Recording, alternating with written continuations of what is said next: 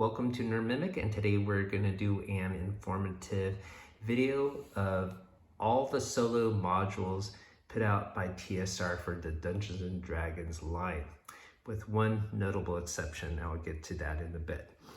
I have them arranged in alphabetical order.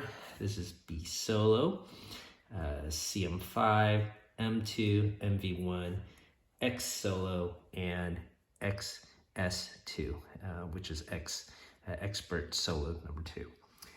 The one that is not here is actually the first one. So that's this one, M1, Dungeons & Dragons Blizzard's Pass. This is easy to find. I could get it myself, but there's a couple reasons why you don't want this. First of all, they came out with this in 1983, and it had invisible ink. Back then that probably was cool, but 40 years later ends up looking like this. So you can see how you got the invisible ink, looks discolored in yellow. I mean, it looks like urine to me, but that's part of the reason why I don't want to get it. But more importantly, you cannot read the text. I mean, look at that. It just fades, and of course it's used with different ink than the regular standard ink to print. So I suppose you've got a new sealed copy. I don't know if the invisible ink would still work or activate the hidden passage. And so, yeah, it doesn't really stand the test of time. Hopefully they can do a reprint of this, but interesting enough, if you can read a different language, such as French or Japanese, the international versions of this actually do not have invisible ink. It comes with a magic red viewer, which definitely will stand the test of time. I'll show you that. So let's go in alphabetical order here, though. We got B Solo here, Ghost of Lion Castle, and just like a standard module, it has a map inlay there. Very cool. And of course, the adventure itself, it's almost like a choose your own adventure style, endless quest style, but of course there's going to be combat within. And some full page original art as well. Now, this is only 32 pages long, so endless quest book is like 150 pages. A fighting fantasy game book, that's gonna have like more than 200, 300 passages. So this is definitely on the shorter side of things, but interesting nonetheless. All right, so this is CM5. So this has the magic viewer. Comes with a red little piece of cellophane there. Open this up. This guy is more interesting in the fact that not only did they do the inlay of a map here, but they used the real estate to do some more interesting puzzles to use the magic viewer. And this map, look at this thing, folds out, and it still folds out.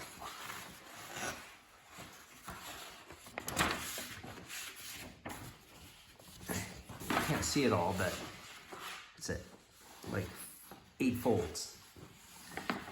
Now, of course, the problem then becomes this little red thing. I mean, how are you going to view this whole section? So I've seen people get larger sheets of this to just be able to see the map and play it. But yeah, it comes with this smaller one. So I'll leave that up to you if you want to get a larger sheet or not. I'll probably just use the original as it's meant to be. Close this up. All right. So here is M2, Maze of the Riddling Minotaur. And look at this, invisible ink module. And I just said, don't get the invisible ink module. So why do I have this? Well, this actually is a reprint. I don't know if you're aware, but there have been official reprints of various modules, this one included. But because it is a reprint, instead of using invisible ink to put passages and hide them, they have actually revealed all of them. Okay, so you don't have to deal with yellow ink, you don't have to deal with faded text that you cannot read at all. So maybe it might spoil the surprise, but you know, if you read Endless Quest books or any of those game books, it's not that big of a deal. You're just going to read the numbered text there. Now, where it might get bogged down in the gameplay mechanics is the map here did have multiple squares that were invisible, and then you have to use the ink to reveal the grid. But I don't think it's too bad of a spoiler. It just has a number there. It doesn't show you what's in that room, so you would still have to hunt for it. It doesn't say like there's a treasure there, obviously, or anything like that. So I think that's probably why they did that. I'm not sure why they haven't reprinted the Blizzard's past. Maybe there was some mechanic they couldn't get around, but hopefully they could solve that. So that's M2. This is MV1, Midnight on Dagger Alley. This does come with a magic viewer, and this one is, I think, probably the best of the whole bunch. It does come with a magic viewer, more substantial. Okay, so this is cool. And of course, you would use it to reveal the map here. If there is a map that folds out, and all the text within. Okay, all right, so that's M1 with the magic viewer. This is X Solo, Lanthion's Gold. This is like B Solo. It just has predominantly text within. There we go. Folds out. No back art. And then last one I have here is XS2, Thunder Dwell Mountain. I have a sealed copy of this, and maybe on my deathbed I will open it up, save it for my last adventure. But this is going to be in the same fare as X Solo. They do actually, so this guy is pretty pricey and worth a lot now. So I'm going to keep him sealed. I'm not sure what I'm going to do with him later.